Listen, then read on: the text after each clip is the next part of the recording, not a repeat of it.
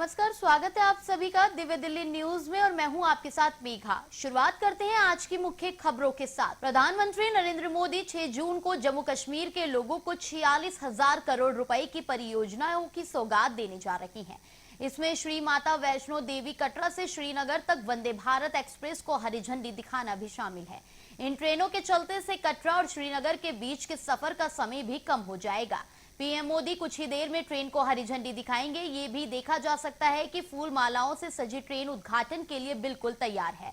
इंतजार है तो बस पीएम मोदी का। उद्घाटन के बाद ये ऐतिहासिक यात्रा आज से शुरू होने जा रही है। सालों से इस ट्रेन का लोगों को इंतजार था। खास बात यह है कि इस ट्रेन के शुरू होने के बाद श्रीनगर देश के बाकी हिस्सों से जुड़ जाएगा। इस ट्रैक को बनाने में करीब 22 साल लगे हैं। अब ये ट्रैक बनकर तैयार है। इस ट्रेन को खास तौर पर डिजाइन किया गया है। साजिद नादियावाला की हाउसफुल फ्रेंचाइज का 5वां पार्ट सिनेमाघरों में आज यानी 6 जून को रिलीज हो गया है। इस कॉमेडी फिल्म सीरीज में थ्रिल भी देखने को मिलने वाला है। फिल्म में अक्षय कुमार, रितेश देशमुख और अभिषेक बच्चन के अलावा जहां 19 से ज्यादा एक्ट्रेस नजर आ रही हैं, तो वहीं हैरानी वाली बात यह है कि फिल्म के 2 पार्ट हैं जिन्हें आपको सिनेमाघरों में देखना होगा। दरअसल हाउसफुल 2 पार्ट यानी ए और बी में रिलीज हुई है। लेकिन अगर आप कंफ्यूज हैं कि आखिर ये माजरा क्या है, तो हम आपको बताते हैं। हाउसफुल 5A और बी के 2 क्लाइमेक्स और अलग एंडिंग देखने को मिलेगी। ये ऑडियंस पर निर्भर करता है कि वो कौन सा पार्ट देखना चाहते हैं। अंत क्या होगा, इसकी डिटेल साफ तौर पर सामने नहीं आई है। इसका पता लगाने के लिए ऑडियंस को दोनों पार्ट देखने होंगे। वहीं हाउसफुल ए और हाउसफुल बी में अलग अलग हथियार दिखाए जाएंगे, लेकिन बाकी फिल्म एक जैसी होगी। कहा जा रहा है कि 2 घंटे 45 मिनट की फिल्म में आखिरी के 20 मिनट बस अलग होंगे। पाकिस्तान में रहने वाले अहमदिया मुस्लिम समुदाय ने देश के निर्माण में मोहम्मद अली जिन्ना और मुस्लिम लीग का समर्थन करते हुए ऐतिहासिक योगदान दिया था। आज उसी देश में वे लोग धार्मिक, सामाजिक और कानूनी उत्पीड़न का शिकार बन चुके हैं।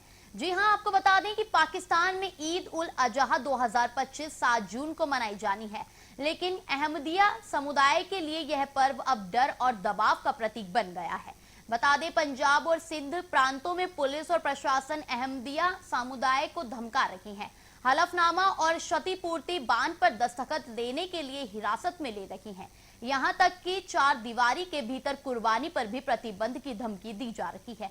हलफनामे में ईद उल अजहा के किसी भी धार्मिक अनुष्ठान में भाग न लेने की शपथ लेने की बात लिखी हुई है। ऐसा न करने पर 5 लाख का जुर्माना लगाने की भी बात शामिल है।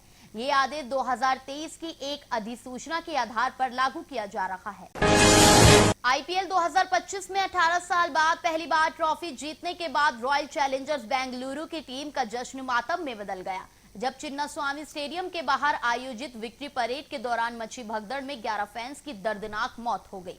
इस दिल दहला देने वाली घटना के बाद क्रिकेट जगत से प्रतिक्रियाएं आनी शुरू हो गई हैं। इस घटना को लेकर 1983 वर्ल्ड कप विजेता टीम के सदस्य और पूर्व भारतीय क्रिकेटर मदन लाल ने हादसे पर गहरा दुख जताया। उन्होंने कहा कि ये बहुत ही दर्दनाक और शर्मनाक है कि एक और स्टेडियम के अंदर जीत का जश्न चल रहा था, जबकि बाहर फैंस अपनी जान गंवा रहे थे। इस घटना को और विराट कोहली को लोग अब कभी नहीं भूलेंगे। मैं मानता हूं कि आरसीबी और राज्य सरकार को इस हादसे की जिम्मेदारी लेनी चाहिए और मृतकों के परिवारों को इंसाफ मिलना चाहिए। यदि जरूरत हो तो उन पर 100 करोड़ रुपए तक का मुकदमा करना चाहिए। बीसीसीआई को भी इस मामले से पल्ला न झाड़ते हुए हादसे की जिम्मेदारी लेनी चाहिए। कोलकाता में प्रवर्तन निदेशालय ने मनी लॉन्ड्रिंग एक्ट के तहत एक बड़े ऑनलाइन सट्टेबाजी और मनी लॉन्ड्रिंग रैकेट का भांडाफोड़ किया है। इस रैकेट का भांडाफोड़ करने के लिए पश्चिम बंगाल समेत दिल्ली, बिहार, उत्तर प्रदेश और असम में फैले कई ठिकानों पर सर्च ऑपरेशन चलाया गया।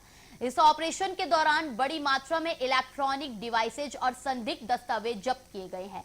इस ऑपरेशन के दौरान ईडी ने 766 म्यूल बैंक अकाउंट्स और 17 डेबिट और क्रेडिट कार्ड फ्रीज कर दिए हैं, जो इस गैर कानूनी सट्टेबाजी और जुए से जुड़े पैसों के लेन देन में इस्तेमाल हो रहे थे।